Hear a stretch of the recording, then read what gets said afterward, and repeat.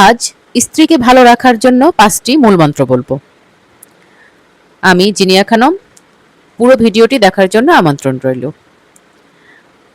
পৃথিবীর প্রতিটি পুরুষই চান তার স্ত্রীকে সুখে রাখতে, তাকে হাসি খুশি দেখতে। কিন্তু অনেক সময় সঠিক উপায়ের অভাবে বা ব্যস্ততার ভিড়ে আমরা বুঝে উঠতে পারি না ঠিক কিভাবে তাকে ভালো রাখা যায়। আসলে স্ত্রীকে ভালো রাখার মূলমন্ত্র কোনো কঠিন বিজ্ঞানের নিয়ম নয়, বরং এটি লুকিয়ে আছে আমাদের প্রতিদিনের ছোট ছোট অনুভূতি ও অভ্যাসের মধ্যে। আজকের ভিডিওতে আমরা আলোচনা করব এমন 5টি মূলমন্ত্র নিয়ে, যা আপনার দাম্পত্য জীবনকে আরো সুন্দর ও মধুর করে তুলবে।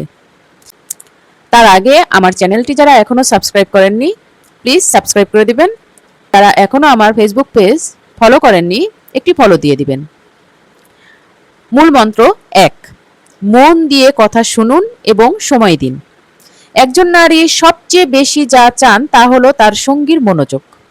সারা দিনের ব্যস্ততা শেষে অন্তত 15 থেকে 20 মিনিট সময় দিন কেবল শুধুমাত্র আপনার সঙ্গীর জন্য। তার সারা দিন কেমন কাটলো, তার মনে কোনো কষ্ট বা আনন্দের কথা আছে কিনা মন দিয়ে শুনুন। এই সময় মোবাইল বা টিভির স্ক্রিন থেকে চোখ সরিয়ে চোখে চোখ রেখে কথা বলুন। এটি তাকে বোঝাবে আপনার জীবনে তার গুরুত্বটা কত। মূলমন্ত্র 2, প্রশংসা ও সারপ্রাইজ দিন। সংসার চালানো একটি অবিরত দায়িত্ব। স্ত্রীর ছোটখাটো প্রচেষ্টাগুলোর আন্তরিক প্রশংসা করুন, যেমন তার রান্না, তার পোশাক কিংবা গুছিয়ে রাখা ঘরের তারিফ করুন।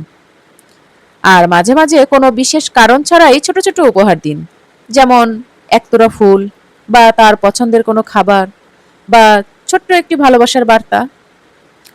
এগুলো কিন্তু কোনো উপহার নয়, এগুলো হচ্ছে আপনার ভালোবাসার আবেগ, যা তার হৃদয় ছুঁয়ে যায়। মূলমন্ত্র 3, তার কাজে একটু সাহায্য করুন। ঘর বা সংসারের কাজ কেবল নারীর একার দায়িত্ব নয়। বিশেষ করে সে যখন ক্লান্ত বা অসুস্থ থাকে, তখন স্বতঃস্ফূর্তভাবে তার পাশে দাঁড়ান।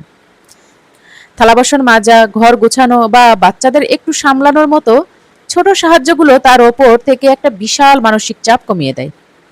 এই ঘর গোছানো কিংবা থালাবাসন মাজাকে নিজের ইগোতে নিবেন না, কারণ ঘরের কাজে নারী পুরুষের কোনো ভেদাভেদ নেই।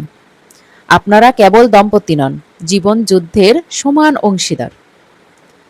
মূলমন্ত্র 4, তাকে সম্মান এবং মতামতের গুরুত্ব দিন। যে কোনো পারিবারিক বা গুরুত্বপূর্ণ সিদ্ধান্তে স্ত্রীর মতামত নিন।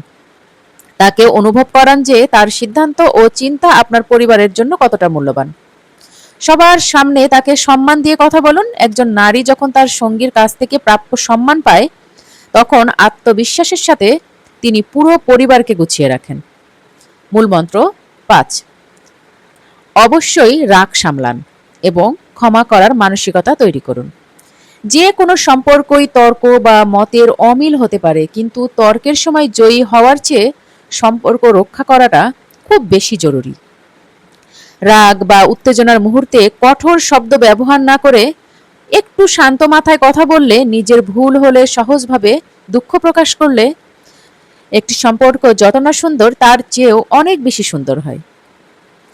তাই স্ত্রীকে ভালো রাখা খুব কঠিন কিছু নয়, শুধু প্রয়োজন একটু যত্ন, একটু সম্মান আর অফুরন্ত ভালোবাসা। আজই শুরু করুন ছোট্ট কোনো পরিবর্তন দিয়ে। আজকের ভিডিও কেমন লাগলো অবশ্যই কমেন্টে আপনার মতামত দিবেন। ছোট্ট পেজের পাশেই থাকবেন। ধন্যবাদ।